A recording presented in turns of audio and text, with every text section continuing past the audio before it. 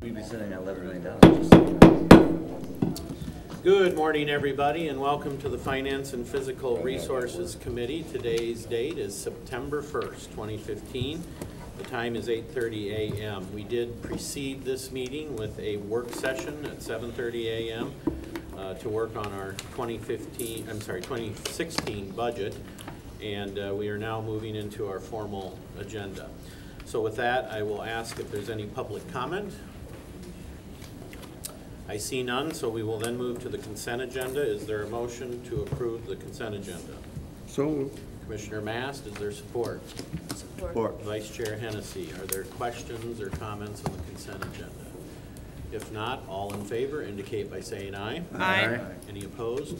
Motion passes. We now move to agenda item 4, which is an action request by the Aeronautics Department. This is a request to recommend to the board to approve the reimbursement agreement and letter of credit with BMO Harris Bank and to authorize the board chair and other appropriate county officials to sign all related documents. The Department of Aeronautics has 4 outstanding bond issues which are under our bond ordinance, has a reserve requirement that equals the maximum annual debt service of the outstanding issues.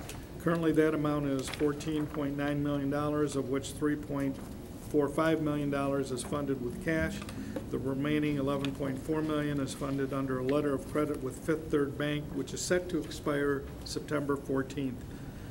County and department staff utilizing the financial advisory firm of Public Financial Management requested proposals from banks for a new letter of credit of at least 3 years. Proposals were due on July 1st, and the 3 proposals were received. The 3 proposals were from BMO Harris Bank, JP Morgan Chase Bank, and Fifth Third Bank. The fees and terms that were proposed by the banks were as follows. BMO Harris Bank, 3-year term, 45 basis points, 4-year term, 55 basis points, 5-year term, 65 basis points. JP Morgan Bank, 3-year term, 57 basis points. Fifth Third Bank, 3-year term, 135 basis points, and 5-year term of 140 basis points.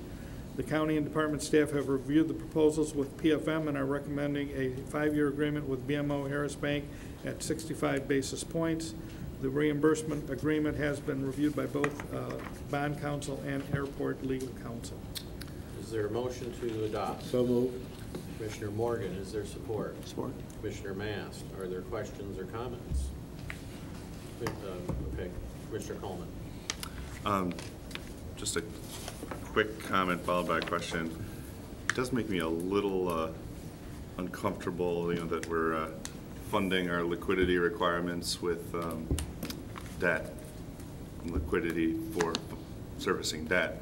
That stack makes me a little nervous, but I'll defer to the finance experts at the airport and the esteemed chairman of the airport board who know in more detail that this is probably a good idea. I am unclear about the other appropriate county officials to sign all related documents. It doesn't appear to me that that is defined anywhere. I'm gonna let Brian. Well, good morning, Brian Party. Yes, the bank has required a certificate which will be signed by the executive director of the airport as well as Daryl and the board chair. And they just indicating that this was approved by the board, and so all they want to do is make sure that all 3 individuals are signing that document. So. Okay, and so that's what we're approving in that regard, is those Yes. 3 individuals. Yep. Thank you. Commissioner Morgan. Thank you, Mr. Chair. Brian, can you give us a little background on this? Where'd this come from, and the current agreement, where that's at, and the rationale for doing this? Sure. When we first issued debt back in '94, the bond resolution calls for, as most bond resolutions will, for us to have a bond reserve account. You can fund the bond reserve account with cash or any other form of credit. And back in '94, it was pretty cheap to fund it with a letter of credit, so that's what we decided to do. Then when we issued the '98 bonds, that bond issue was issued without the county backing. That was the only issue at the time that didn't have the county backing.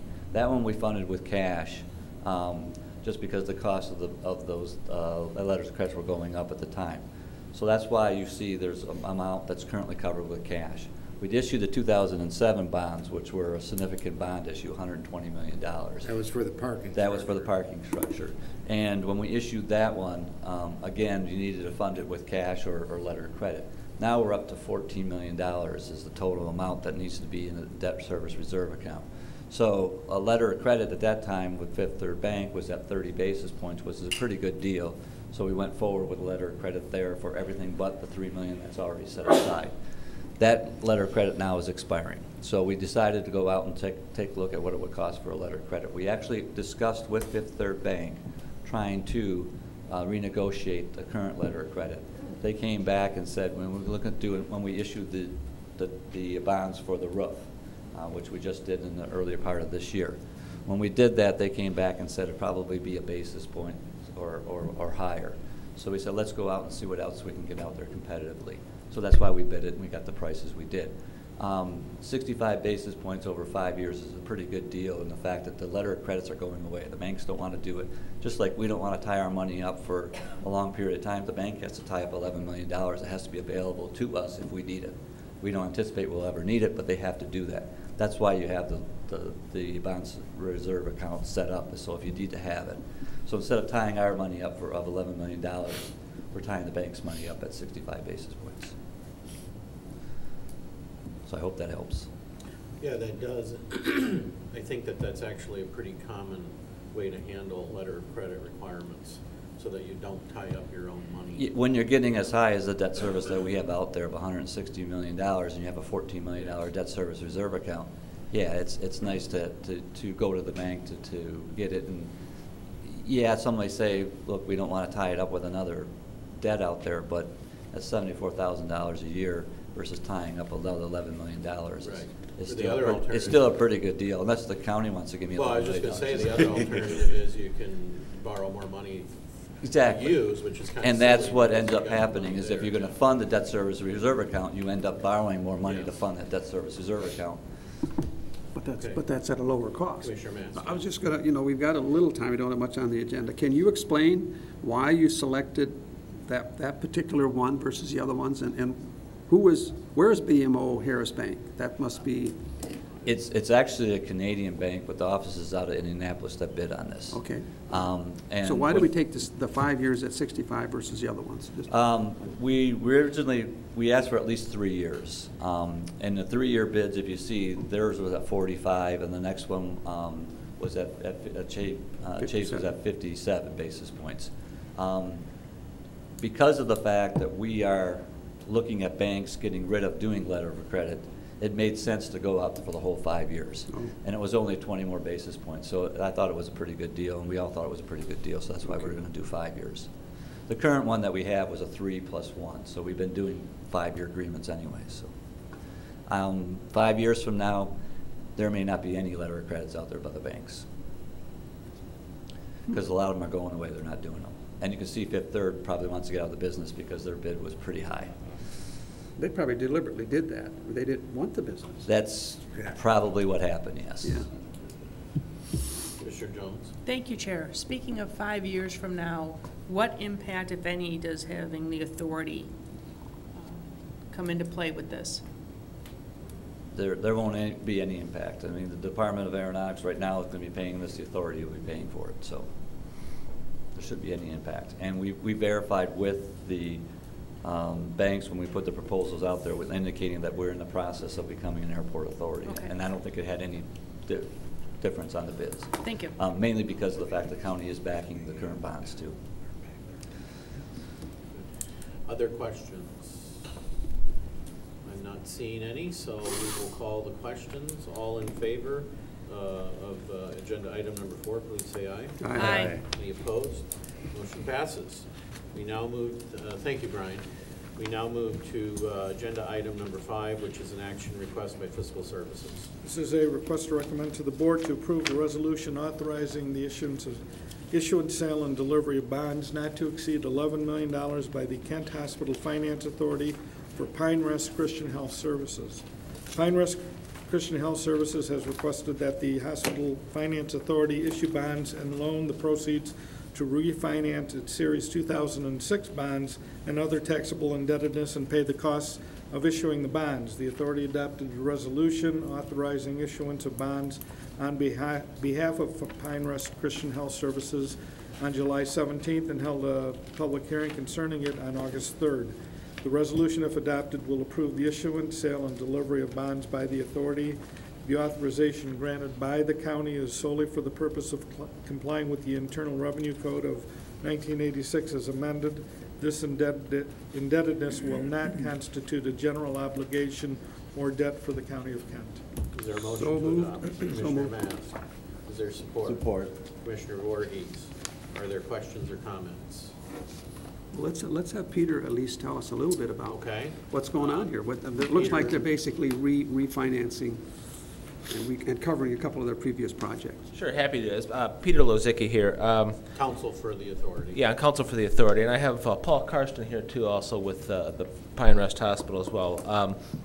It's essentially what Darrell had talked about. We're going to be refinancing existing debt. The bond issue will be not to exceed $11 million. There's going to be the bank, Macatawa Bank, will be the purchaser of the debt, so there won't be any public issuance of it at all.